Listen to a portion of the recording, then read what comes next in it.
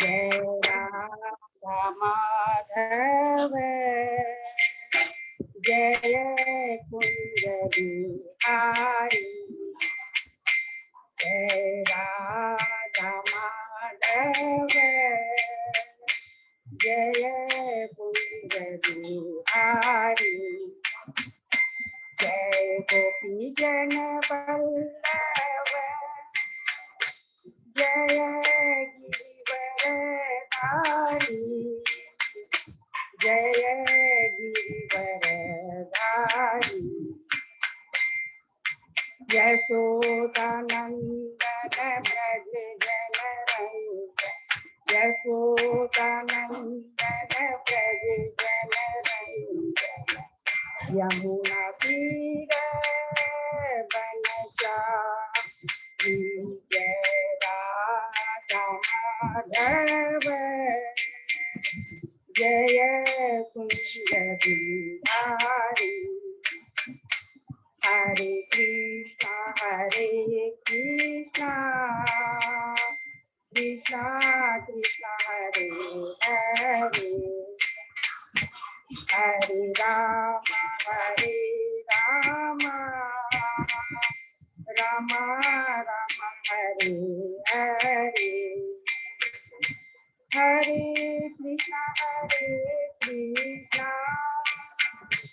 कृष्णा कृष्णा हरे हरे हरे राम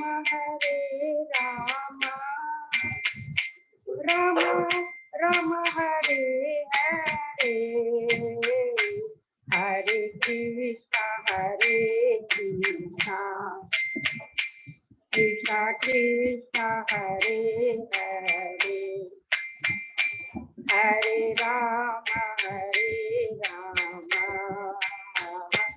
राम राम हरे हरे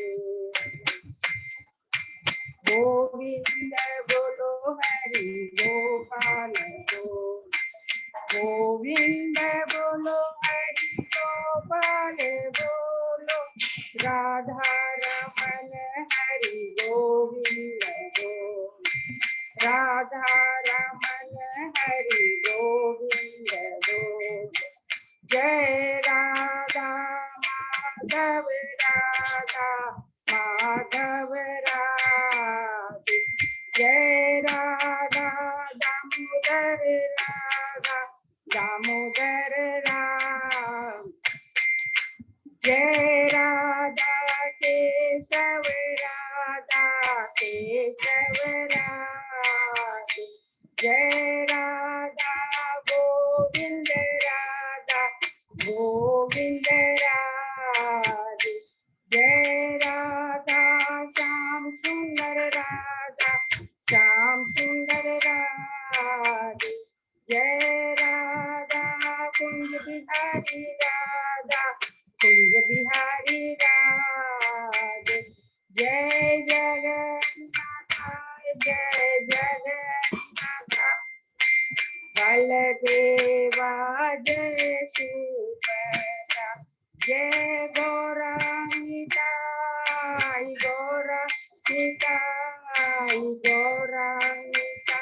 जय गौरांगिता जय पंचत्वत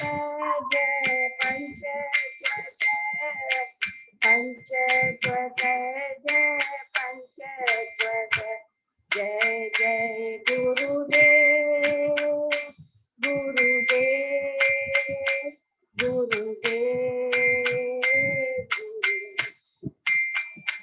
निताई गौर हरि बोल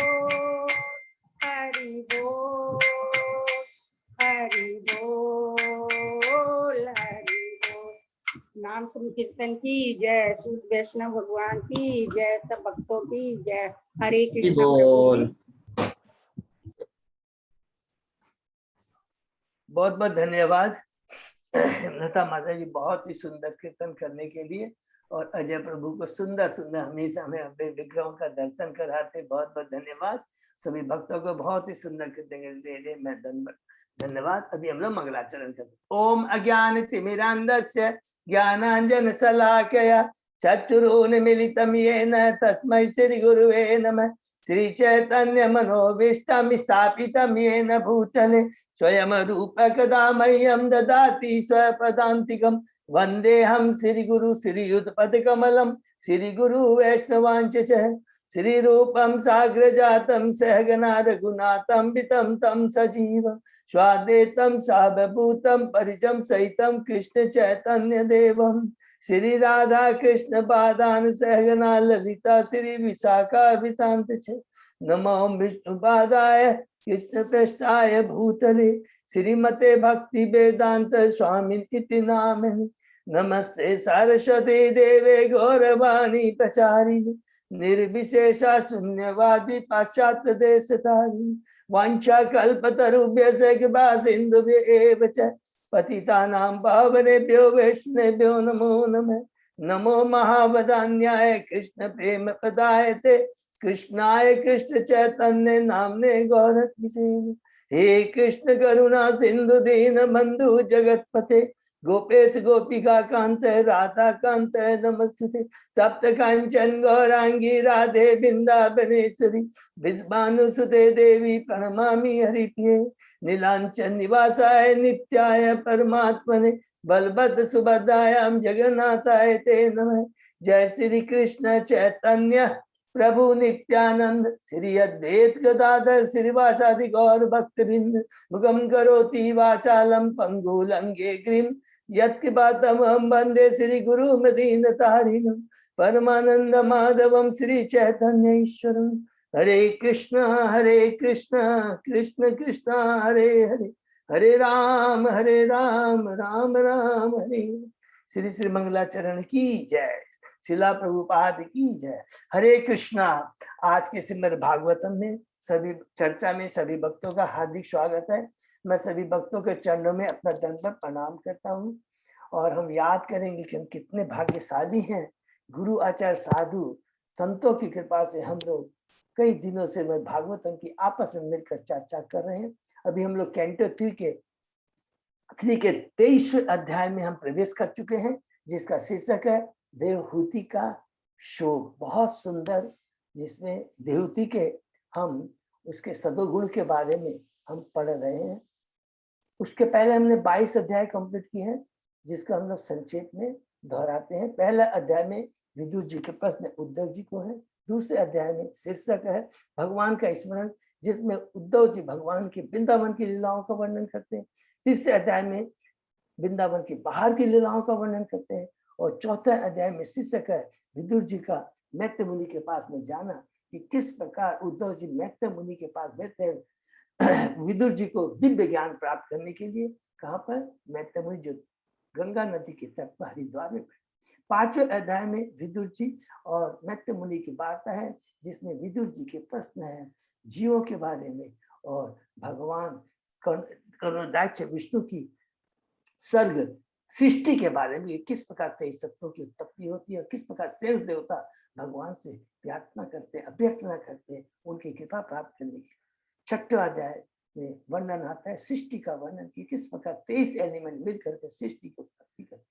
अब 7वें अध्याय में सृष्टि का डिटेल में वर्णन होने के बाद में विदुर जी और सारे अन्य प्रश्न करते हैं मैत्रेय मुनि से, जीव तत्व के बारे में, ईश्वर तत्व के बारे में और ब्रह्मा जी के बारे में, ब्रह्मा जी मनु के पुत्र के बारे में। 8वें अध्याय में आरंभ होता है कि किस प्रकार ब्रह्मा जी का प्रकट हुआ गर्भोदक्षाय विष्णु से, और किस प्रकार भगवान उनको हृदय में दर्शन देते हैं और भगवान सुंदर मुकुट का पीताम्बर का। उन 9वें अध्याय में ब्रह्मा जी स्तुति करते हैं भगवान से कि मुझे सृष्टि का कार्य आपने दिया है, जो रजोगुण के माध्यम से होता है। मैं रजोगुण जीव में अज्ञानता उत्पन्न करता है कि I am the controller, enjoyer and maintainer. ऐसी मेरी मनोवृत्ति नहीं आई कि मैं सृष्टि करता हूँ, मैं पक्की बात है। भगवान कहते हैं नहीं, तुमने मेरी भक्ति की है और ये रजोगुण तुम्हारे फटक कर नहीं पाए।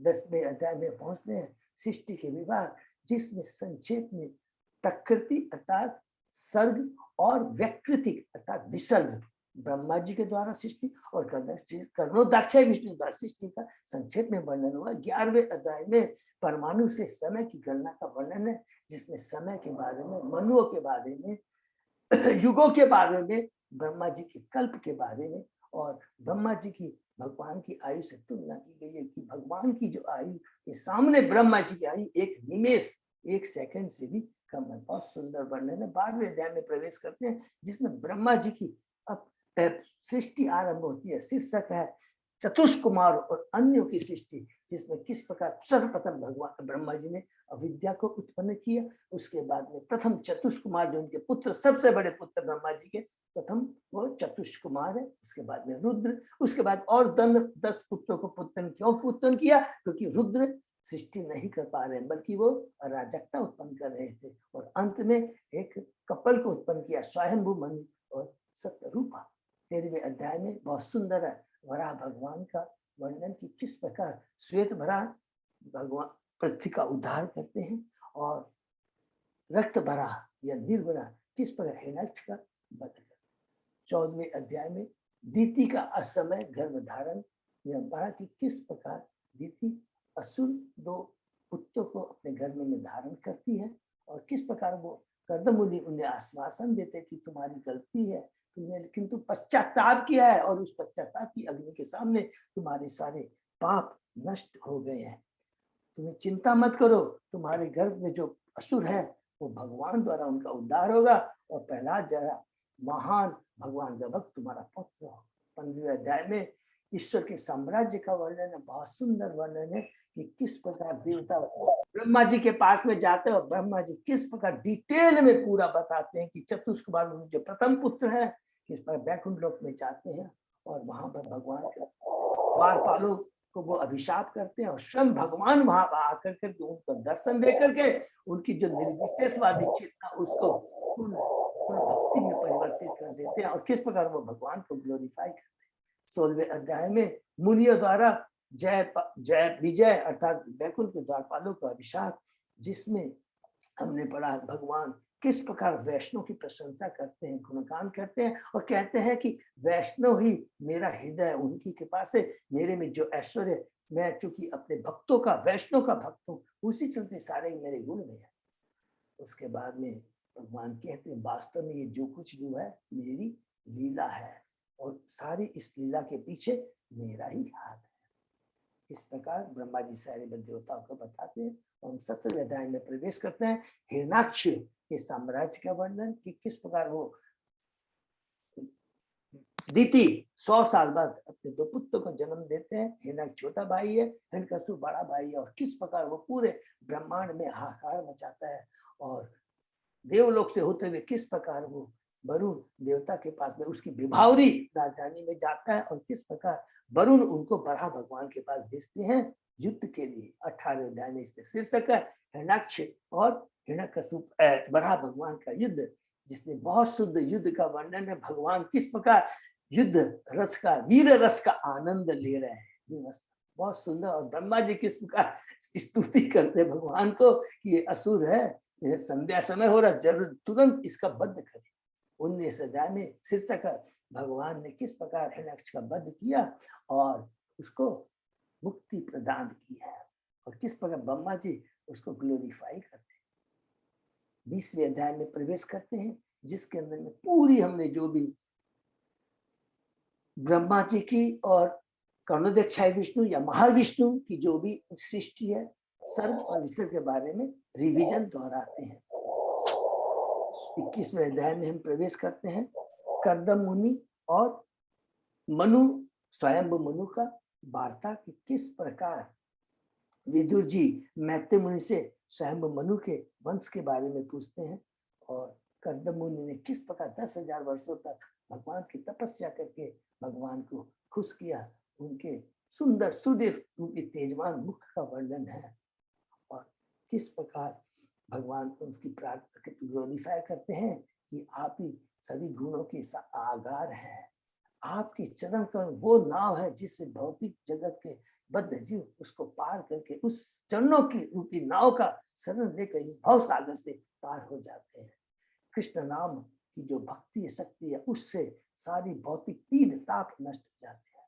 भगवान को ग्लोरीफाई करने में भगवान उनसे कहते हैं कि हे कर्दमुनि, तुम्हारी जो कुछ भी इच्छा है उसका पहले व्यवस्था मैंने कर दिया है। स्वयं मुनि अपनी पुत्री को लेकर के तुम्हारे पास में आएंगे। और उसके बाद भगवान अंतर्धान हो जाते हैं। बिंदुसार का कितना सुंदर वर्णन है। और उसके बाद में कर्दमुनि किस प्रकार स्वयंभू मुनि किस प्रकार कर्दमुनि की कुटिया में आ करते हैं और स्वयंभू कर्दमुनि कितना सुंदर उनका वेलकम करते हैं और उनको ग्लोरीफाई करते हैं। वो कहते हैं कि आप राजर्षि है और आपकी कृपा से ही, और ये जितने भी इस भौतिक जगत में जो चोर चुक्के हैं वो आपसे डरते रहते हैं और मानव सभ्यता को आप बनाए रखते रहते हैं। बहुत सुंदर वर्णन करने के बाद में 22वें अध्याय में प्रवेश करते हैं। कर्दमुनि तद्दैहूति का पढ़ना है, जिसमें स्वयं कर्दमुनि कर्दम मुनि को ग्लोरीफाई करते हैं। बहुत सुंदर ग्लोरीफाई करते हैं कि आप तो ब्राह्मण है, भगवान की आप मुख है और हम क्षत्रिय भगवान के भुजाओं से हमारा, और किस प्रकार ब्राह्मण और क्षत्रिय के समन्वय से ये पूरी सामाजिक व्यवस्था बनी रहती है और स्वतः ही वैसे शूद्र भी स्वयं फूलते फलते हैं। फिर कहते हैं आपके दर्शन से आपने मुझे ये मेरी आंखें खोल दी और मुझे बता दिया कि एक राजा का क्या कर्तव्य होता है।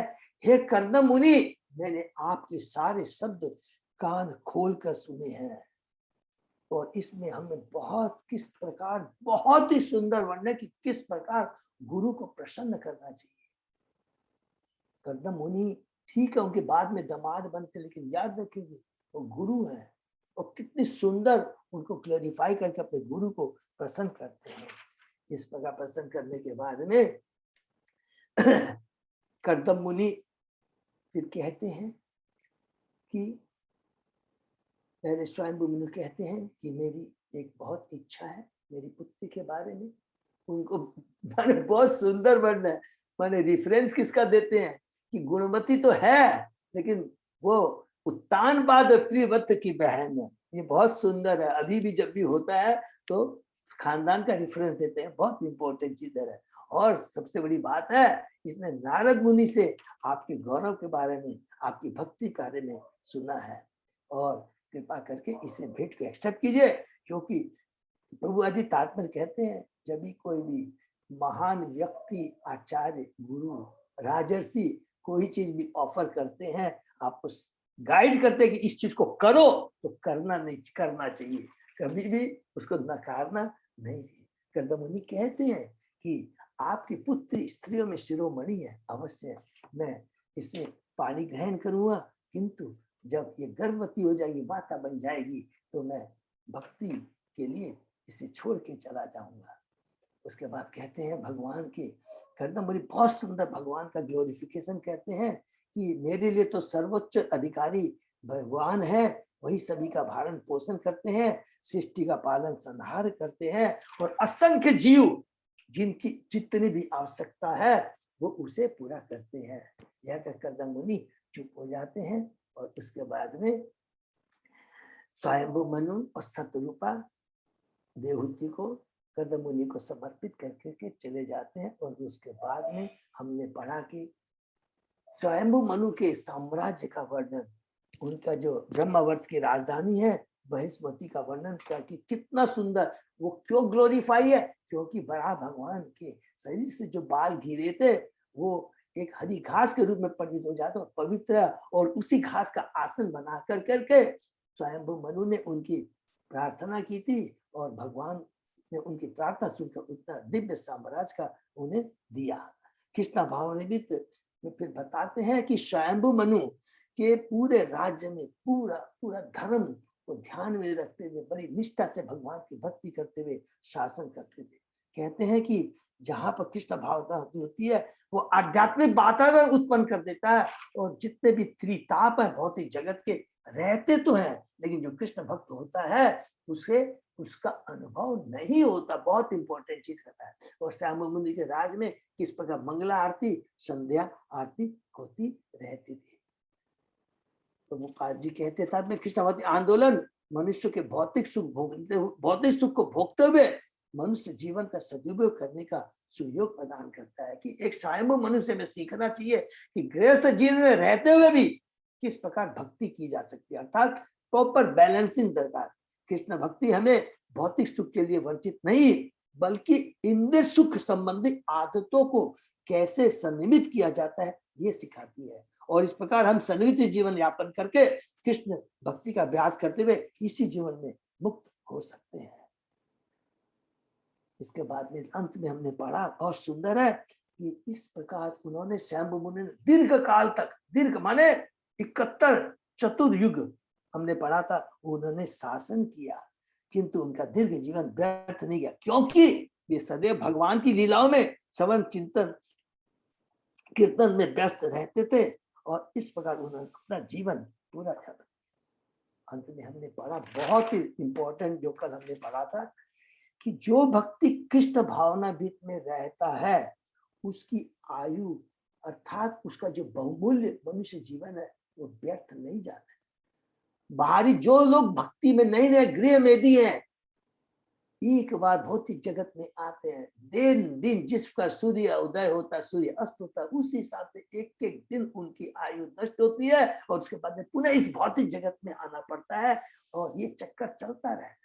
किंतु जो भगवान का भक्त है वो क्या करता है, टेम्पोरेरी जगत से वो धीरे धीरे निकल रहा है लेकिन उसके अगेंस्ट में उसको क्या मिल रहा है, उसको धीरे धीरे वो सत्य माने भगवान के नित्य धाम में नजदीक जाता चला जाता है। अर्थात वो टेम्पररी जगत को छोड़ता है और आध्यात्मिक जगत में भगवान उसकी स्थान बनाते हैं, उसको शाश्वत धाम प्रदान करते हैं। इस प्रकार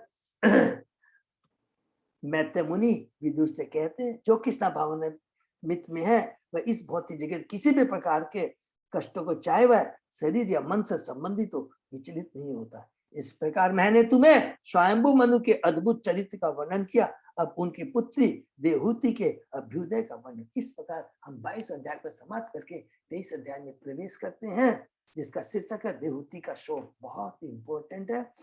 उसमें हमने पढ़ा कि देहूति की कर्दम मुनि की किस प्रकार वो सेवा करती है और उसके बाद हम पढ़ेंगे कि कर्दम मुनि उनकी सेवा से कैसे प्रसन्न होती है। तो यहाँ पर 3 श्लोक हमने पढ़े जिसमें हमने पढ़ा मैत्रेय मुनि विदुर से कहते हैं अपने पति की इच्छाओं को, देखिए एक एक वर्ड हमने पढ़ा, फिर से रिपीट, गुरु और पति की इच्छाओं को जानने वाली पतिव्रता देवती अपने पति की प्रतिदिन प्रेम पूर्वक सेवा करने लगी। प्रतिदिन और प्रेम पूर्वक, जिस प्रकार भवानी अपने पति शंकर की करती है। प्रत्येक, प्रभुपाद जी कहते हैं प्रत्येक स्त्री को देहूति या भवानी पार्वती के सदृश श्रेष्ठ तथा पतिव्रत होना चाहिए। पति पत्नी के बीच देहूति तथा उनकी भवानी जैसी भक्ति तथा प्रेम का आदान प्रदान होना चाहिए जो गृहस्थ जीवन के लिए एक आदर्श है। फिर कहते हैं देहूति के अत्यंत आत्मीय विश्रमेण, इंटीमेसी जिसको बोलते हैं, तथा गौरवेण माने आदर के साथ, विश्रमेण मीन्स आत्मीयता के साथ माने बहुत क्लोजली होकर के, और गौरवता के साथ, गौरवेण अर्थात आदर के साथ इंद्रियों को वश में रखते हुए प्रेम तथा मधुर वचनों से पति की सेवा की। बहुत इंटीमेसी थी, इंटीमेसी होने के बाद ऐसा नहीं था कि वो उनका आदर न करे, ये बहुत इंपॉर्टेंट। फिर कहते हैं बुद्धिमानी तथा तत्परता के साथ कार्य करते हुए उसने समस्त काम, दंभ, लोभ, पाप तथा मद को त्याग करके अपने शक्तिशाली पति को प्रसन्न किया। वो शक्तिशाली इसलिए वर्णन किया गया क्योंकि वो आध्यात्मिक शक्ति के आधार थे, आध्यात्मिक शक्ति से पूर्ण थे, भगवान के परम भक्त हैं। तो भगवान का जो परम भक्त होता है वो पति है, वो गुरु होता है। तो अगर उसकी सेवा पत्नी अच्छे से करती है तो आगे प्रभुपाद जी बताएंगे कितना बड़ा आध्यात्मिक फल एक पत्नी को मिलता है। इसलिए कहा गया कि वो शक्तिशाली थे और देवहूति बहुत बुद्धिमानी थे। उस बुद्धिमानी से और बड़ी तत्परता के साथ उन्होंने उनकी सेवा की। प्रभुपाद जी कहते हैं एक महान पत्नी एवं महान पति के क्या गुण क्या कर्तव्य है यहाँ पर बताया गया है। पत्नी अगर संपन्न परिवार से है तो उसे गर्व नहीं होना चाहिए। जैसे देवहूति है, पार्वती है, एक संपन्न परिवार से, एक दक्ष की पुत्री है, एक प्रथम मनु स्वयं मनु की पुत्री है, लेकिन उनको गर्व नहीं है क्योंकि वैसे उनको संस्कार मिले हुए थे और उस संस्कार को जीवन में धारण करके कितना सुंदर गृहस्थ जीवन चलाते। एक माता पिता का बहुत बड़ा कर्तव्य होता है अपनी पुत्री को संस्कार दें, क्योंकि वो पराये घर में जाती है और जैसा वो संस्कार देंगे वैसा ही उसका गृहस्थ जीवन बनेगा। देवहूति का आचरण एक गृहस्थों के लिए, भक्तों के लिए एक आदर्श है, एक महान शिक्षा है कि कैसे अपने पति तथा गुरु तुल्य पति की सेवा करनी चाहिए। यहाँ तक पढ़े, उसके आगे हम लोग पढ़ेंगे। ओम नमो भगवते वासुदेवाय, ओम नमो भगवते वासुदेवाय, ओम नमो भगवते वासुदेवाय। नारायण नमस्कृत्य नरं चैव नरोत्तमं देवी सरस्वती व्यासं ततो जयम् उदीरयेत्। नष्टप्रायेषु अभद्रेषु नित्यं भागवत सेवया भगवती श्लोके भक्ति भवति नैष्ठिकी। आराधयो भगवान ब्रजेश तनय ततदाम वृंदावनम रमया काचित् उपासना व्रजवधू वर्गेण्य कल्पिता। श्रीमद् भागवतम प्रमाणम अम्लम प्रेमापुमर्तो महान्। श्री चैतन्य महाप्रभो मतम तत् आदरो न पर। हरे कृष्णा कृष्ण कृष्ण हरे हरे, हरे राम राम राम हरे हरे। कैंटो 3 अध्याय 23 शीर्षक देहूति का शोक, श्लोक नंबर 4 से। ठीक है अजय प्रभु? हाँ प्रभु जी, 4 से। Thank you. शुरू करते हैं। सैवे देव ऋषि वर्यताम मानवी में समनुव्रताम देवात गरीश पत्यु आशा नाम महा आशीष। कालेन भूय क्षामाम कर्षिताम व्रतचर्यया प्रेम गदगदया वाचा पीड़ित कृपया अब्रवीत। पतिपरायणा मनु की पुत्री अपने पति को विधाता से भी बड़ा मानती थी। देखिए क्यों लिखा है यहाँ वर्ड, क्योंकि गुरु है वो, भगवान के परम भक्त है। भगवान गुरु गोविंद दो खड़े काके लागू पाए, बलिहारी गुरुदेव की गोविंद। बहुत इंपॉर्टेंट है। भगवान सदैव कहते हैं कि अपने प्रामाणिक, अपने मेरे जो भक्त है वो मेरा हृदय है, वो मैं उनका दास हूँ, मैं उनके हृदय में रहता हूँ। मैं वैकुंठ धाम में नहीं, गोलोक धाम में नहीं, मैं तो अपने परम भक्त के हृदय में रहता हूँ।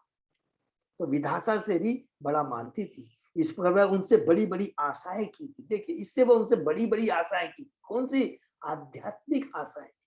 दीर्घ काल तक सेवा करते रहने से धार्मिक व्रतों को रखने के कारण वह अत्यंत छिन्न हो गई। उसकी दशा देखकर देवसी से कर्दम को उस पर दया आ गई और वह अत्यंत प्रेम से गदगद वाणी में बोले हरि बोल। किस प्रकार गुरु को, पति को प्रसन्न किया जाता है, ये बहुत बड़ा उज्ज्वलन उदाहरण है देहूति के आचरण से। पत्नी को पति की ही कोटि की होने की आशा की जाती है। उसे पति के नियमों के पालन के लिए उद्यत रहना चाहिए, तभी जीवन सुखी रह सकते। यदि पति भक्त हुआ और पत्नी भौतिकतावादी तो घर में अशांति मची रहेगी। पत्नी को पति की रुचि देखकर तदनुरूप आचरण करना चाहिए। महाभारत में हमें पता चलता है कि गंधारी को ज्ञात हो गया कि उसका भावी पति धृतराष्ट्र अंधा है, तो स्वयं अंधेपन का अभ्यास करने लगी। हरि बोल। इस तरह उसने आंखें बंद कर ली और अंधी स्त्री की भांति आचरण करने लगी। अन्यथा उसे अपनी आंखों का गर्भ होता, उसका पति उसे निकृष्ट लगता। समनुवत शब्द सूचित करता है कि यह पत्नी का कर्तव्य है कि वह जिस परिस्थिति में उसका पति हो उसके अनुसार अपने को ढाले। निसंदेह यदि पति कर्दम के समान मान हुआ तो उसके अनुगमन से अच्छा फल निकलता है, किंतु यदि पति कर्दम मुनि के समान महान भक्त न हो तो भी पत्नी का यह कर्तव्य है कि वह अपने पति की रुचि के अनुसार ढले। इससे विवाहित जीवन सुखमय बन जाता है। यहाँ इसका भी वर्णन हुआ कि साध्वी स्त्री का कठोर व्रत साधने से राजकुमारी देवती अत्यंत छिन्न हो गई थी, जिससे उसके पति को दया आ गई। अर्थात जब वो अपने पति रूपी गुरु की जो सेवा शुश्रूषा कर रही थी तो उसने अपने पति की आवश्यकताओं को ध्यान रखा। अपनी आवश्यकताओं, अपने शरीर के प्रति उसने कोई भी चिंता नहीं की, उसके लिए उसने कोई भी प्रयास नहीं किया। पूर्ण रूप से वो अपने पति को समर्पित थी। उन्हें पता था कि वह एक सम्राट की पुत्री होकर भी समान स्त्री की बातें उसकी सेवा में लगी है। ऐसा करने से उसका स्वास्थ्य दुर्बल हो गया। फलतः मुनि दयार्थ हो उठे और इससे इस प्रकार बोले, हरि बोल। कर्दम वाचः तुष्टो अहम अद्य तब मानवी मानदाया शुश्रूषया परमया परयाच भक्तया यो देहि नाम अयम अतीव सुहृत सदेहो न अवेक्षित समुचित छपितुम मतार्थे। कर्दम मुनि ने कहा, हे स्वयंभू मनु की मानिनी पुत्री, हरि बोल, आज मैं तुम्हारी अत्यधिक अनुरक्ति तथा प्रेमपूर्ण सेवा से परम प्रसन्न हूं।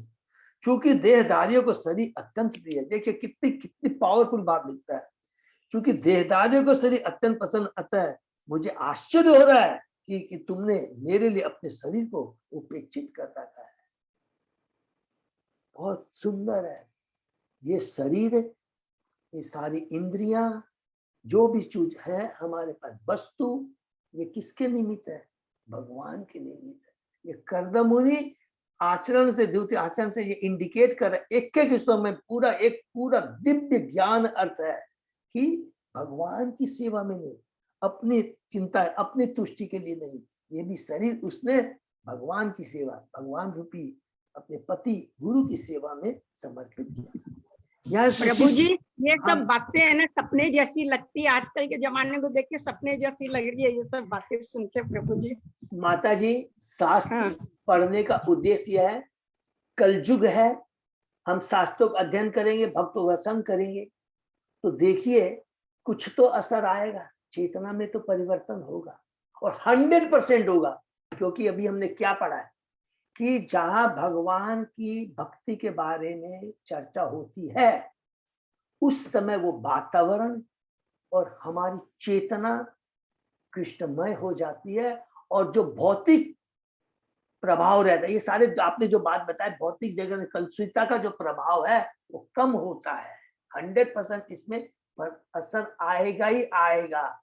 हमको हो सकता है आपकी ये तो बहुत बड़ी बड़प्पन आपने बताया, लेकिन माता जी 100% है, परिवर्तन आना ही आना है। कम आए या बेसी आए वो एक अलग बात, वो डिपेंड करता है कि हम भक्ति में कितने सीरियस हैं। ठीक है ना माता, जरूर परिवर्तन आएगा। यहाँ यह सूचित किया गया कि सबको अपना शरीर अत्यंत प्रिय है, किंतु देवती अपने पति के प्रति इतनी श्रद्धालु थी कि वह न केवल अत्यंत अनुरक्ति सेवा तथा सम्मान से पति की सेवा कर रही थी, वरन उसे अपने स्वास्थ्य तक की परवाह नहीं थी। इसी को निस्वार्थ सेवा कहते हैं। देखिए क्या वर्ड लिखा है, इसी को निस्वार्थ सेवा कहते हैं कि ये भगवान की सेवा, याद रखिएगा, गुरु की सेवा, भक्त की सेवा भगवान की सेवा है। ऐसा लगता है कि उसे अपने पति से इंद्रिय सुख नहीं प्राप्त था, अन्यथा उसका स्वार्थ क्षीण न होता। कर्दम मुनि की आध्यात्मिक उन्नति के लिए वह कार्य कर रही थी। क्या लिख रहे हैं? कर्दम मुनि की आध्यात्मिक उन्नति के लिए वह कार्य करती, निरंतर उसकी सहायता करती थी और उसे अपने शारीरिक सुख की परवाह न थी। क्या इंडिकेशन है? अगर गुरु की हम सेवा करते हैं आध्यात्मिक दृष्टि को ध्यान में रखते हुए, तो उसका फल, उसकी जो आध्यात्मिक उन्नति होती है, उसका फल जो सेवा करता है उसको 100% मिलता है। ये बहुत याद रखेंगे।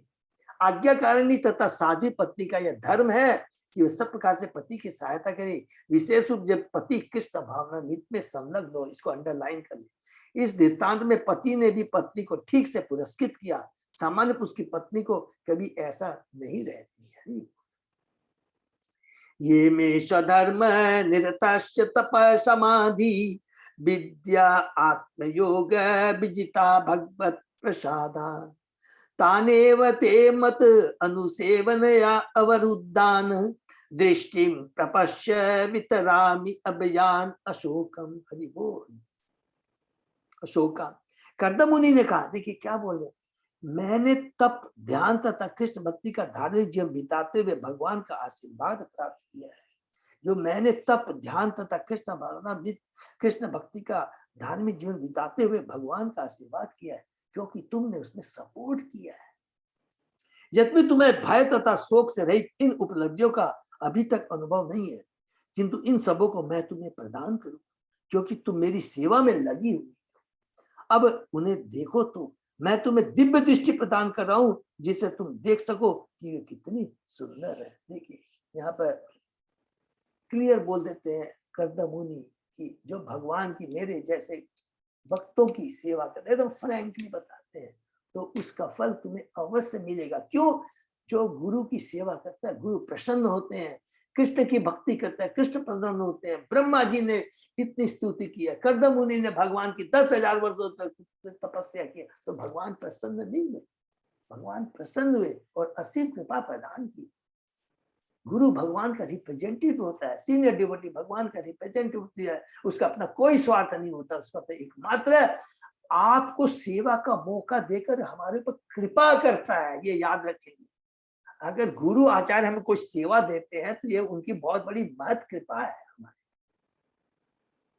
देवती केवल कर्दम मुनि की सेवा में लगी रहती, वह तप ध्यान या कृष्ण भावना में इतनी अग्रसर न थी, किंतु अतिशय रूप से अपने पति की उपलब्धियों में हिस्सा प्राप्त कर रही थी। देख लिए, हरि बोल, क्लियर लिख दिया है कि अदृश्य रूप से अपने पति की उपलब्धियों, माने उनका पति जितना स्पिरिचुअल एडवांसमेंट कर रहा है, जो उनको फल मिल रहा है, उसमें हिस्सा प्राप्त कर रही थी, क्योंकि उसने उनकी सेवा की थी, जिन्हें वह न तो देख सकती थी न अनुभव कर सकती। उसे ये समस्त भगवान की कृपा स्वतः प्राप्त हो गई।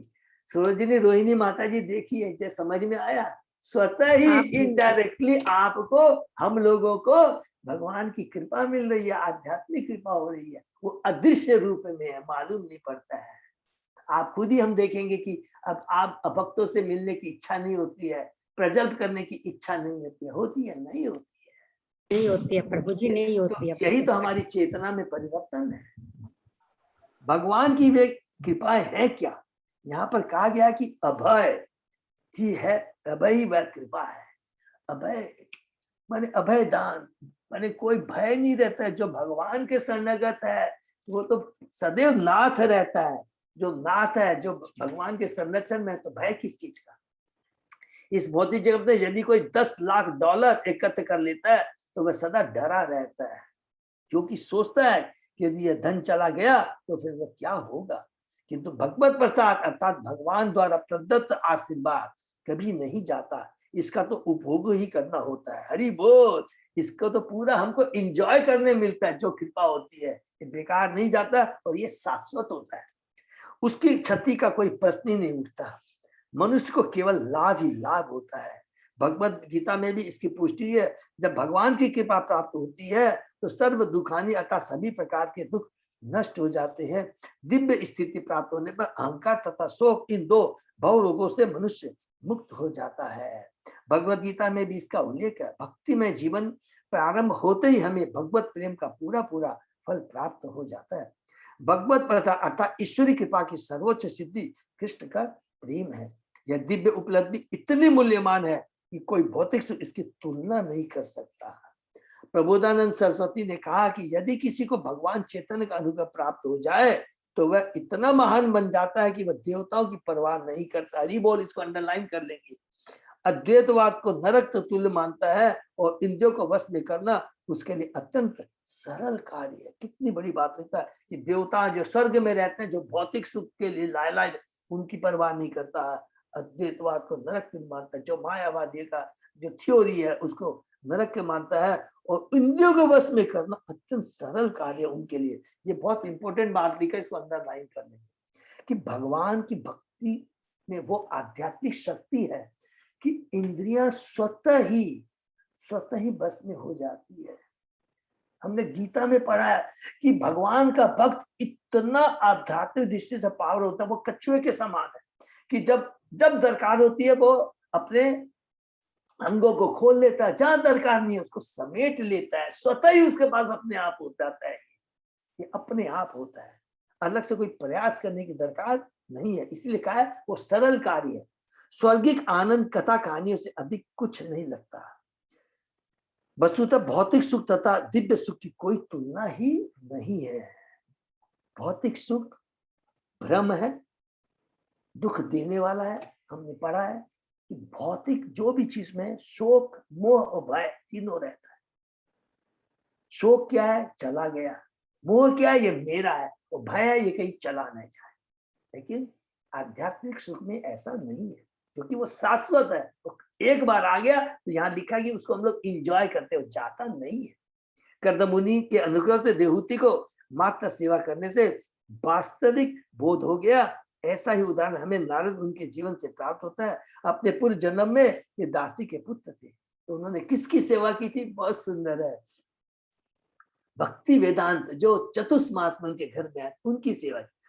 किंतु उनकी माता परम भक्तों की सेवा में लगी रहती थी। उसे इन भक्तों की सेवा करने का अवसर मिला, तो उसका जूठन खाकर तथा उनकी आज्ञा का पालन करके ही अगले जन्म में इतने महान बन सके। आध्यात्मिक उन्नति के लिए सबसे सुगम मार्ग है कि प्रामाणिक गुरु की शरण ग्रहण की जाए और मनोयोग से उनकी सेवा की जाए। सफलता का यही रहस्य है। देखिए, प्रभुपाद जी ने चेतन चरितामृत में भी एक जगह कहा है कि भक्ति का मतलब है सेवा करना।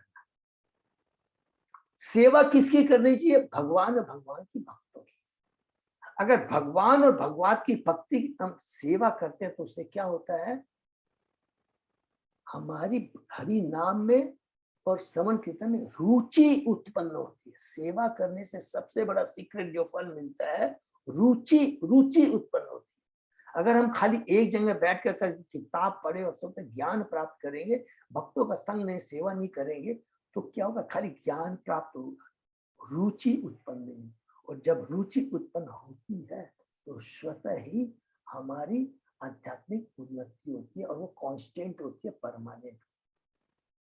तो ये बहुत जरूरी है, भक्तों का संग और सेवा भाव बहुत जरूरी है।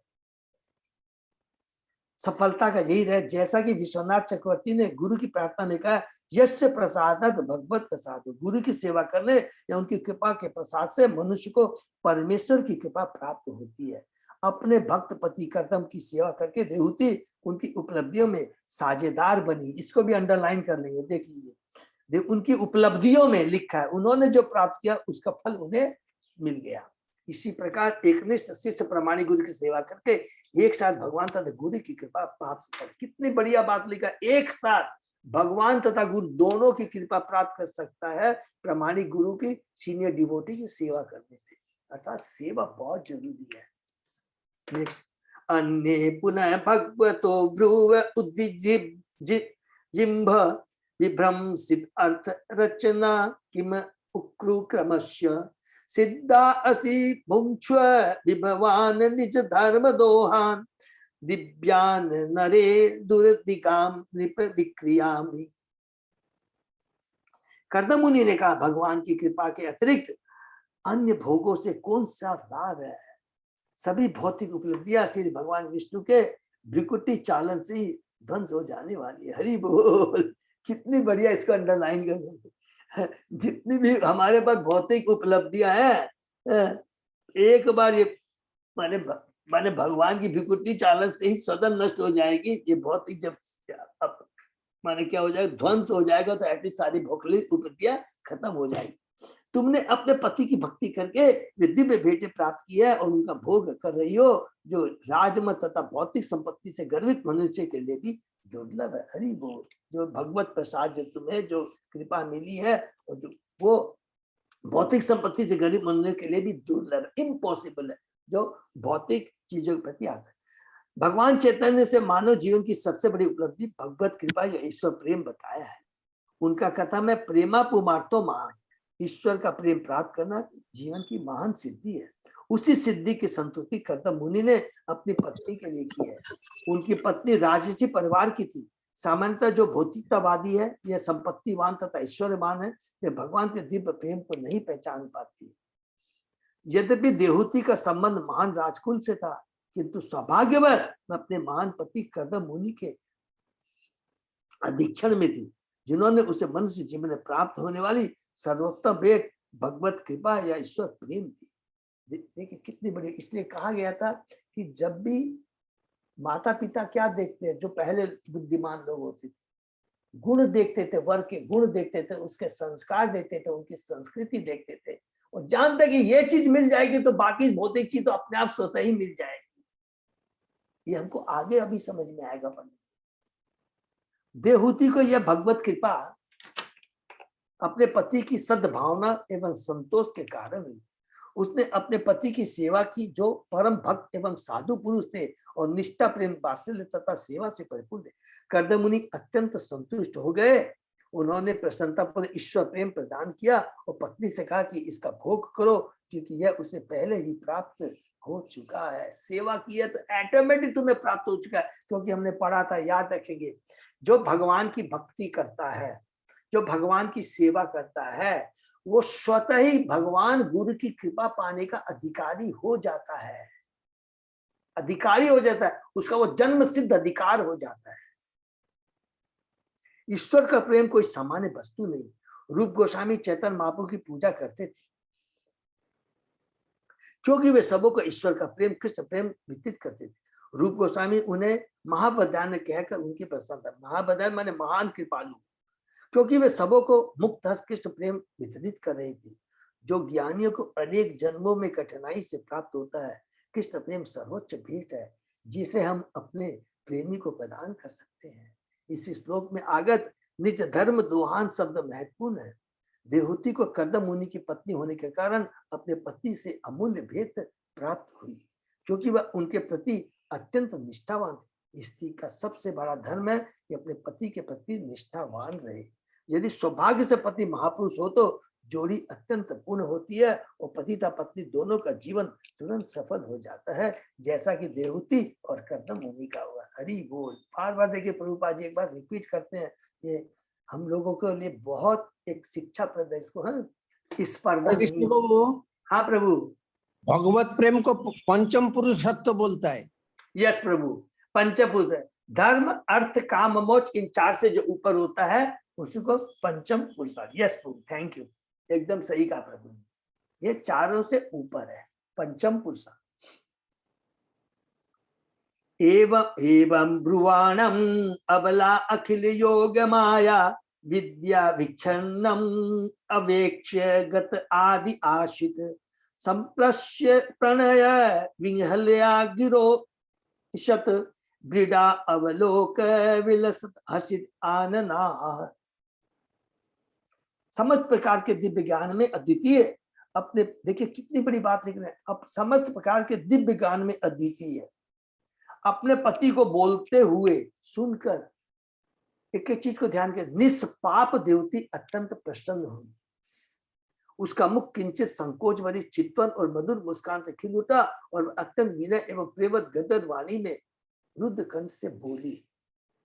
कहा जाता है कि यदि कोई कृष्ण भाव में लगा हो और भगवान की दिव्य प्रेम पूर्ण सेवा कर रहा हो तो यह कहा जा सकता है कि उसने तप, धर्म, यज्ञ, योग तथा ध्यान सभी प्राप्त कर लिया है। हमने सिंपली पढ़ा है कि भक्ति योग सबसे ऊपर होता है, कर्म योग, ज्ञान योग, ध्यान योग सबसे ऊपर होता है। देहूति का पति दिव्य ज्ञान में इतना दक्ष था कि उसके विषय में तर्क करने की आवश्यकता नहीं रह गई। अतः जब उसने उन्हें बोलते हुए सुना तो उसे विश्वास हो गया कि वे समस्त दिव्य विद्याओं में प्रवीण हो चुके हैं। उसे अपने पति द्वारा प्रदत्त भेंट पर कोई संदेह नहीं रहा, और जब उसे यह ज्ञात हुआ कि वे उसे सर्वोच्च भेंट देने जा रहे हैं तो वह परम प्रसन्न हुई। वह प्रेम से अधिभूत हो गई, अतः वह उत्तर न दे पाई। तब रुद्रवाणी में उसने परम रूपवती पत्नी की भांति निम्नलिखित शब्द कहे। देखिए वो देवती क्या कह रही है। देवती वाच राधम वत द्विज विष एतत् अमोघ योग माया अधीपे त्वयि विभो तत् अवेमि भर्त याते अभ्यदायी समय सकृत अंग संगे भूयात गरियसी गुण प्रसव सती नाम। देहूति ने कहा, हे ब्राह्मण से प्रियपति, मैं जानती हूं कि आपने सिद्धि प्राप्त कर ली है और समत अचूक योग शक्ति के स्वामी हैं, क्योंकि आप योग माया के संरक्षण में हैं। किंतु आपने एक बार वचन दिया था कि अब हमारा शारीरिक संयोग होना चाहिए, क्योंकि तेजस्वी पति वाली साध्वी पति के लिए संतान बहुत बड़ा गुण है। देखिए कितनी बड़ी बात यहाँ लिखा है कि एक गृहस्थ, हमने गृहस्थ जीवन में हम प्रवेश किए हैं और गृहस्थ जीवन का एक बहुत बड़ा कर्तव्य है जो कि बार बार हमने रिपीट किया है कि कृष्ण में संतान इस भौतिक जगत को देना बहुत जरूरी है। ये हमारा आदेश नहीं है, ये हमारी इच्छा नहीं है, ये भगवान का आदेश है। हम तो शुरू से यदि स्टार्ट करेंगे हमको समझ में आ जाएगा कि ये जो भी बात कह रहे देवती अपनी तृप्ति के लिए नहीं कर रही है, भगवान की इच्छा है। और भगवान की जो इच्छा होती है वो दिव्य इच्छा है। इवन हमने पढ़ा था कर्दम मुनि जब भगवान उनको दर्शन देते हैं तो क्या बोलते हैं, मेरी दिव्य इच्छा पूरी हुई। माने आप जो चाहते हैं, मैंने जो आपकी भक्ति की है, जो 10,000 वर्षों तक तपस्या है अपनी तृप्ति के लिए नहीं, हे प्रभु हे भगवान, ये आपका आदेश था। किसके थ्रू? मेरे पिता ब्रह्मा के माध्यम से ये आपका उपदेश है। तो वही चीज यहाँ पर देवते ने अपनी प्रसन्नता शब्द द्वारा व्यक्त की, क्योंकि वह जानते कि उसके पति अति उच्च दिव्य पद योग माया की सर। याद रखेंगे, महामाया नहीं योग माया है, इसको नोट कर लेंगे। अंतरंगा शक्ति भगवान के अंदर, वो बहिरंगा शक्ति के संरक्षण में नहीं थे। और जो अंतरंगा शक्ति योग माया के संरक्षण में रहता है, तो याद रखेंगे कभी भी भौतिक चीजें उसे कभी भी टच तक नहीं कर सकती, प्रभावित नहीं कर सकती। जैसा कि भगवद गीता में कहा गया कि महात्मा भौतिक शक्ति के वश में नहीं रहते। परमेश्वर की दो शक्तियां है, भौतिक तथा आत्मिक। जीवात्मा तटस्था शक्ति है, तथा शक्ति अंदर मनुष्य भौतिक शक्ति या फिर आत्मिक शक्ति योग माया के बस में, वो उसके ऊपर निर्भर करता है। इसीलिए उसको तटस्था शक्ति कहा गया है जीव। या तो वो योग माया के संरक्षण में या महामाया अर्थात भौतिक जगत दुर्गा के संरक्षण। कर्दम मुनि महात्मा थे, अतः वे योग माया के वश में थे, जिसका अर्थ है कि वे प्रत्यक्षतः परमेश्वर से संबंधित थे। इसका लक्षण है कृष्ण भावनामित या निरंतर भक्ति में लगे रहना। यह देवहूति को ज्ञात था, तो भी वह मुनि के शारीरिक संयोग संभोग से पुत्र प्राप्ति चाहती थी। अतः उसने अपने माता पिता को दिए गए वचन की याद दिलाई, मैं देवहूति के गर्भ धारण काल तक रहूंगा। उसने याद दिलाई कि महापुरुष से संतान लाभ करना साध्वी स्त्री के लिए अत्यंत गौरवास्पद है। वह गर्भ धारण करना चाहती थी, अतः उसके लिए विनती की। मैंने याद दिलाया उन्होंने कि तुमने मुझसे जो ब्याह रचा, उसका एक हमारा दिव्य उद्देश्य था, दिव्य लक्ष्य है, उसको पूरा करना। इसी शब्द का अर्थ विस्तार। पति तथा पत्नी के कायिक संयोग से उनके गुणों का विस्तार होता है। गुणों का विस्तार माने वो जो संतान में गुण आते हैं। माच्छे माता पिता से उत्पन्न संतानें उनके व्यक्तिगत गुणों की विस्तार होती है। कर्दम मुनि तथा देवहूति दोनों को आत्मिक प्रकाश प्राप्त तथा आध्यात्मिक प्रकाश प्राप्त। अतः देवहूति शुरू से ही चाह रही थी कि पहले वह गर्भ धारण करे, तब उसे भगवत कृपा तथा भगवत प्रेम प्राप्त हो। इसको अंडरलाइन कर, क्योंकि हमारा जो मैन कर्तव्य है, जो भगवान का आदेश, उसको भी करना जरूरी है। स्त्री की सबसे बड़ी अभिलाषा यही होती है कि उसे पति के ही समान योग्य पुत्र की प्राप्ति हो। चूंकि उसे पति रूप में कर्दम मुनि प्राप्त है, अतः वह संभोग द्वारा पुत्र के लिए इच्छुक थी। तत् इति कृत्यम उपशिक्ष्य यथा उपदेशम येन एषा मे कर्षितो अतिरिंसया रंसया आत्मा सिद्धयेत ते कृत मनोभव दर्शिताया दीन तत् ईश भवनम सदिशम विचक्व। देवहूति ने कहा, हे प्रभु, मैं काम वेदना से पीड़ित हो रही हूँ, अतः आप शास्त्रों के अनुसार जो भी व्यवस्था की जानी हो करे, जिससे कामेच्छा के नष्ट होने से यह मेरा दुर्बल शरीर आपके योग्य हो जाए। हाँ स्वामी, इस कार्य के लिए उपयुक्त घर के विषय में भी विचार करें। वैदिक साहित्य केवल शिक्षाओं से ही पूर्ण नहीं है, अपितु सिद्धि प्राप्त करने के उद्देश्य से भौतिक अस्तित्व के लिए करनी के विषय में भी सहायक है। तो जो भी भौतिक इच्छाओं की चीजें याद रखेंगे, कभी भी मेरे वो भी ऐसी मांग रहे नहीं, प्लीज भौतिक इच्छाएं दिव्य लक्ष्य को प्राप्त करके, जो भौतिक इच्छाएं होते हैं, भौतिक इच्छाएं बाहर से लगती है, लेकिन वास्तव में भौतिक इच्छाएं नहीं होती। जो भी देवहूति कह रही है उसके पीछे दिव्य लक्ष्य है।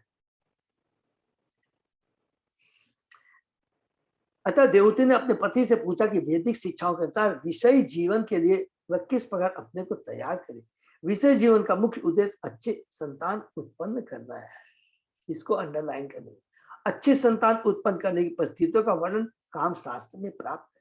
शास्त्र में जिस जिस वस्तु की आवश्यकता होती है सब कुछ वर्णित है। कैसा घर हो, कैसी सजावट हो, पत्नी कैसा वस्त्र धारण करे, किस प्रकार उपटन सुगंधी लगाए तथा अन्य हाव भाव बनाए। ऐसा करने से पति उसकी सुंदरता से आकृष्ट होगा और उपयुक्त मानसिक स्थिति तैयार हो सकेगी।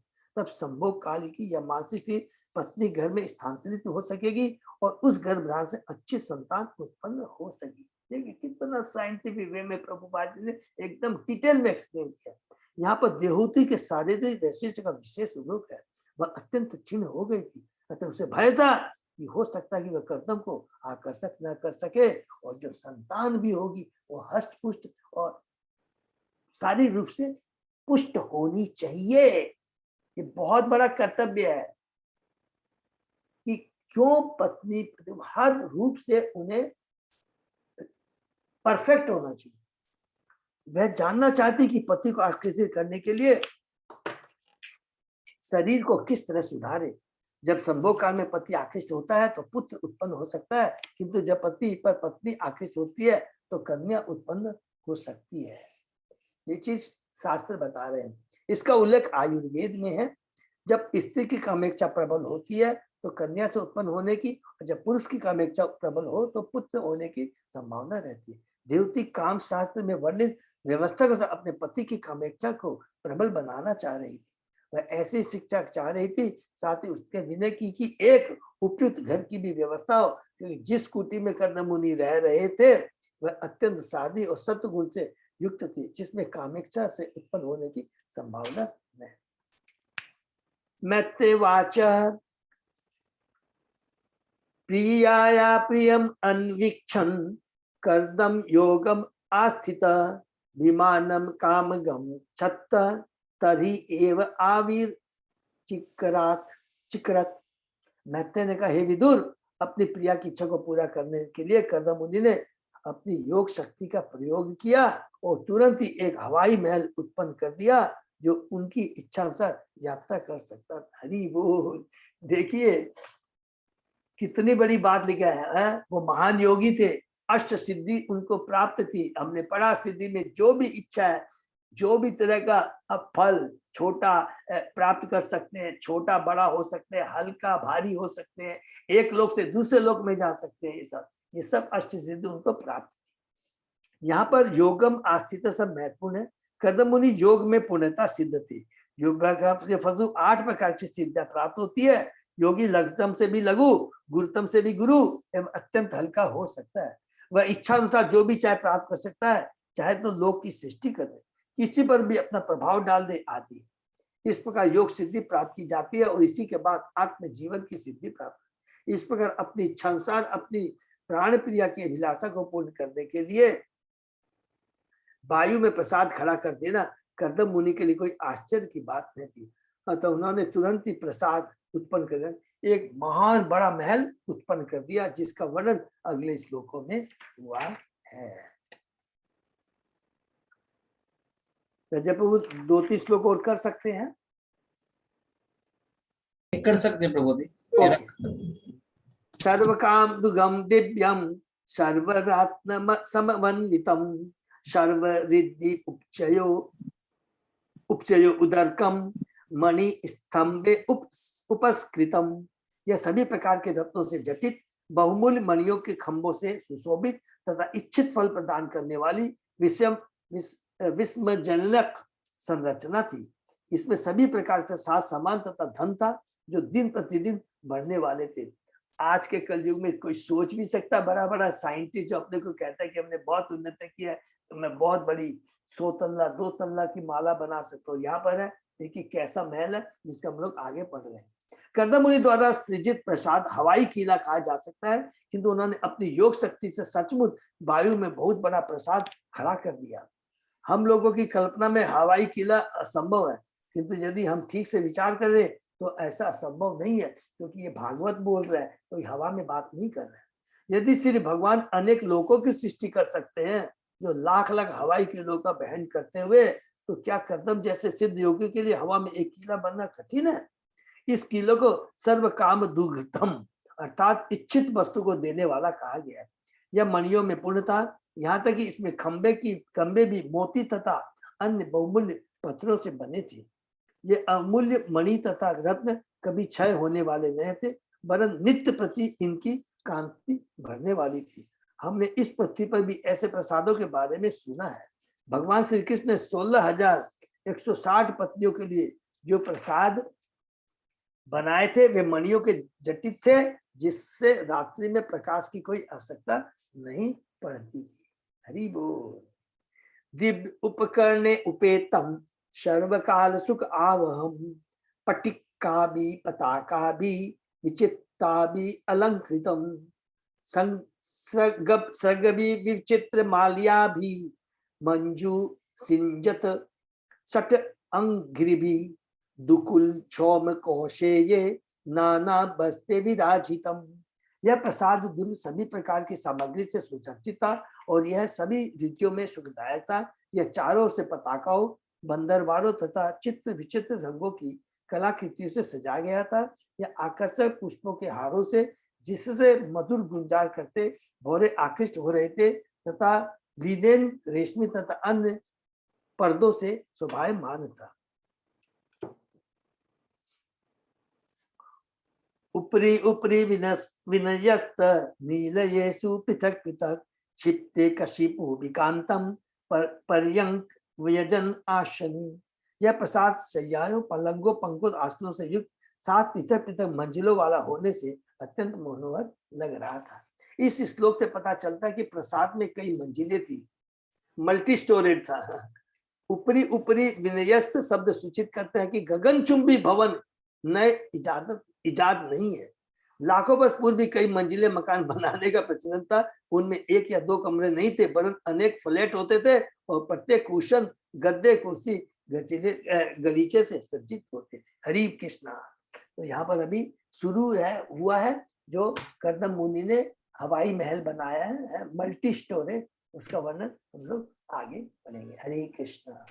तो आज जो देहूति है कि उनके चरित्र, उसके गुण और किस प्रकार एक स्त्री के गुण होने चाहिए और किस प्रकार उसे अपने पति, और अगर पति भगवान का भक्त है तो किस प्रकार उसको गुरु के रूप में समझकर उसकी सेवा करनी चाहिए।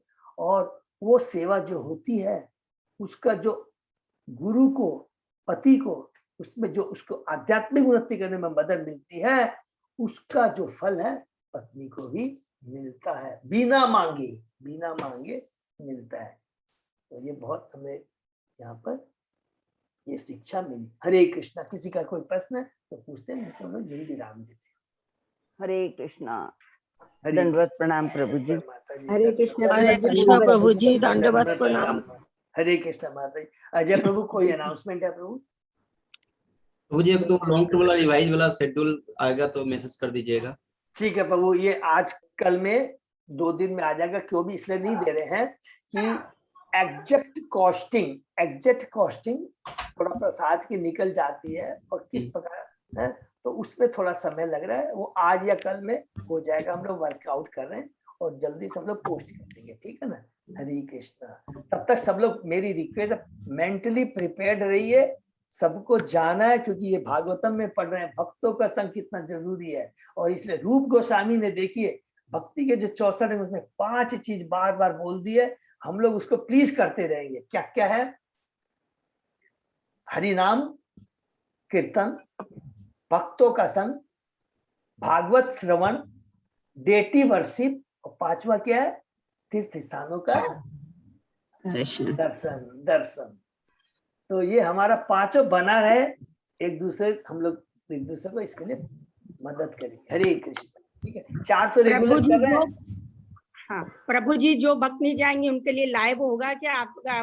प्रभु जी का कथा का और का लाइव होगा? नहीं माता जी, शायद नहीं होगा। हम लोग चेष्टा जरूर करेंगे रिकॉर्डिंग आपको देने। रिकॉर्डिंग करके हम लोग ग्रुप में डाल सकते हैं। ठीक है ना। हरे कृष्णा प्रभु जी। प्रभु जी, परसों से मेरा बाहर जाने का प्रोग्राम है 5-7 दिन के लिए, तो कैसे मैनेज करेंगे उसके लिए थोड़ा, तो मैं बात कर लूंगा दिन में आपसे। हरि बोल। प्रभु सब भक्तों सुन रहे, सब से क्षमा याचना चाहता हूँ।